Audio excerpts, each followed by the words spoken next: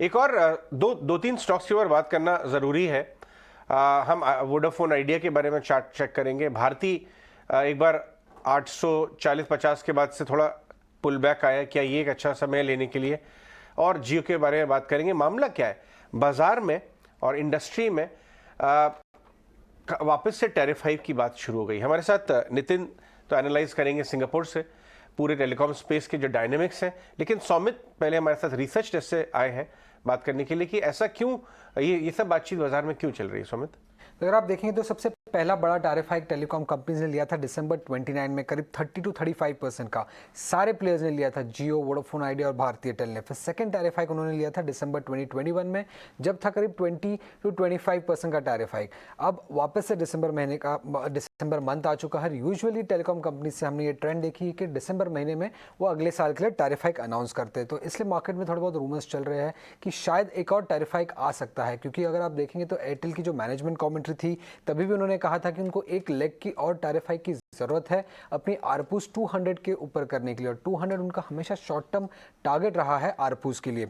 Vodafone idea का भी similar target है 200 रुपीज का आरपू अचीव करने का, क्योंकि एक सस्टेनेबल बिजनेस के लिए उतनी आरपू जरूरत है एक टेलीकॉम कंपनी के लिए वोडाफोन आइडिया के हिसाब से। तो अब देखते हैं कि क्या चैलेंजेस आ सकते हैं टेलीकॉम कंपनीज के लिए ये टैरिफ हाइक लेने के लिए। तो पहला तो चैलेंज है एक इन्फ्लेशन का। अगर आप देखेंगे तो एक और टैरिफ हाइक अगर लिए तो यूजर्स की पॉकेट्स को वो पिंच करेगा, क्योंकि पिछले 2 साल या 3 साल में हमने करीब 50% का टैरिफ हाइक देख लिया है। तो एक और टैरिफ हाइक थोड़ा इन्फ्लेशन के लिए नेगेटिव हो सकता है किसी भी यूजर के हिसाब से, और इसके वजह से डाउन ट्रेडिंग भी हो सकता है। डाउन ट्रेडिंग क्या होता है? जब कोई पहले यूजर 300 रुपीज का रिचार्ज करता था, वो अपना यूसेज को लिमिट करके अब 200 रुपीज का यूसेज करेगा। तो भले ही कंपनी ने टैरिफ हाइक ले लिया होगा, बट ये डाउन ट्रेडिंग के कारण उनका आरपू ग्रोथ एक्चुअली में नहीं होगा। तो ये एक और रिस्क आ जाता है। और तीसरा रिस्क ये है कि अगर कंपनीज ने एक बड़ा टैरिफ हाइक ले लिया अभी, तो जो 5G अडॉप्शन है वो थोड़ा स्लो हो सकता है, जो कि एक बहुत बड़ा रिस्क हो सकता है टेलीकॉम कंपनीज के लिए।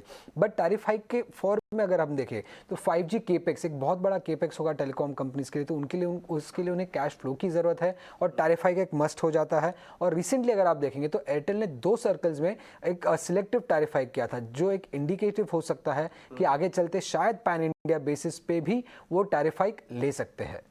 Thanks for that Saumit. Nitin, good morning, thanks very much 18 of Swadesh पे आने के लिए।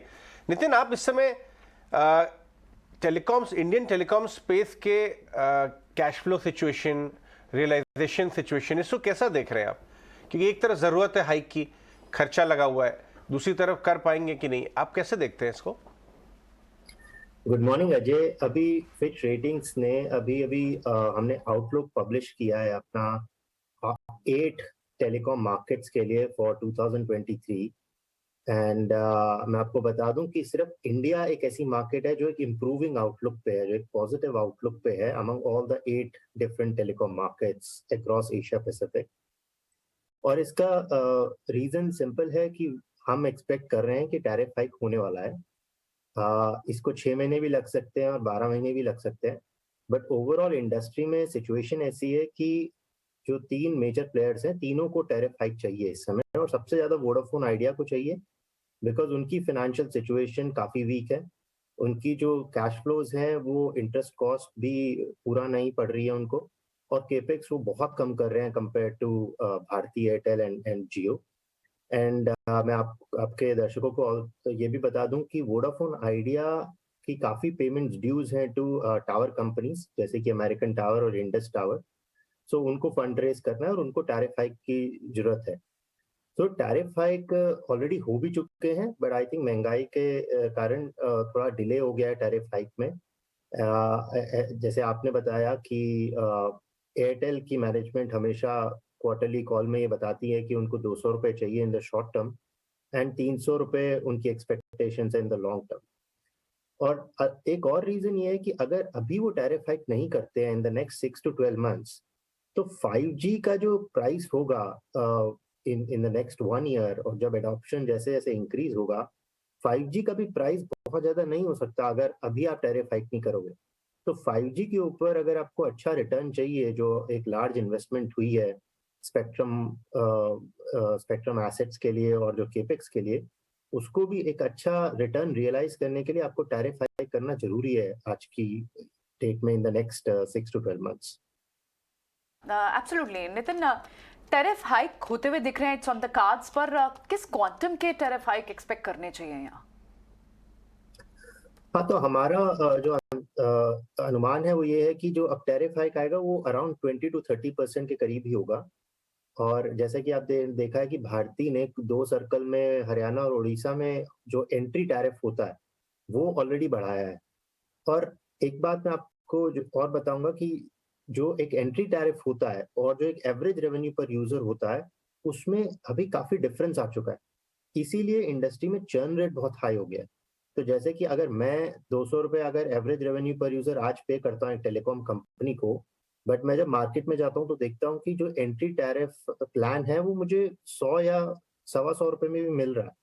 तो मैं क्या करता हूँ कि अपने टेलीकॉम कंपनी का जो सिम कार्ड होता है वो थ्रो कर देता हूँ और मैं एक नया एंट्री टैरिफ ले लेता हूँ। और इसी के चलते हुए चर्न इस समय काफी आए है, 3% एंड अबव है इस समय चर्न रेट।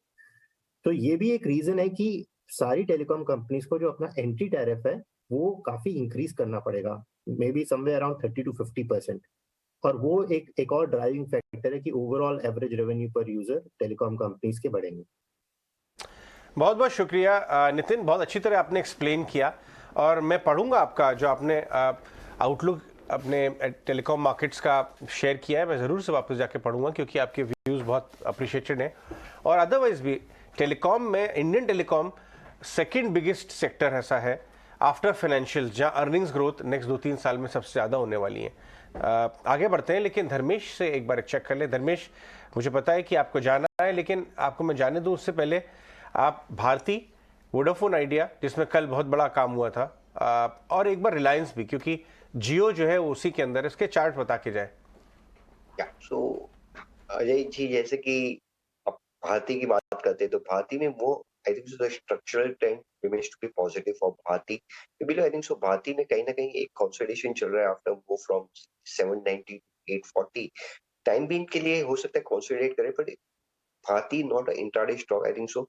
पोजिशनली अगर देखना है अगर भारती को from the bigger picture from the 1 year perspective, I think so 940 950 is likely target for Bharti। तो again not a short term perspective, again I repeat कि इस short term के लिए नहीं कह रहा हूँ, एक साल के अगर हिसाब से हम खेल रहे हैं तो 940 950 का टारगेट भारती में देख सकते हैं, क्योंकि कहीं ना कहीं यहाँ पे भी वही था, काफी सालों से नहीं चलने के बाद लास्ट ईयर का ब्रेकआउट जो है उसी को इस साल उसने फॉलो अप दिया है।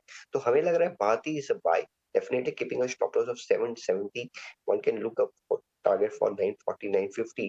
रिलायंस दूसरा है जहां पे हमें लग रहा है कि पॉसिबिलिटी है कि रिलायंस एक बड़ी मूव देने के बाद नीचे से 2300 से 2700 के आसपास, और अभी यहाँ कहीं ना कहीं रिट्रेसमेंट कर रहा है।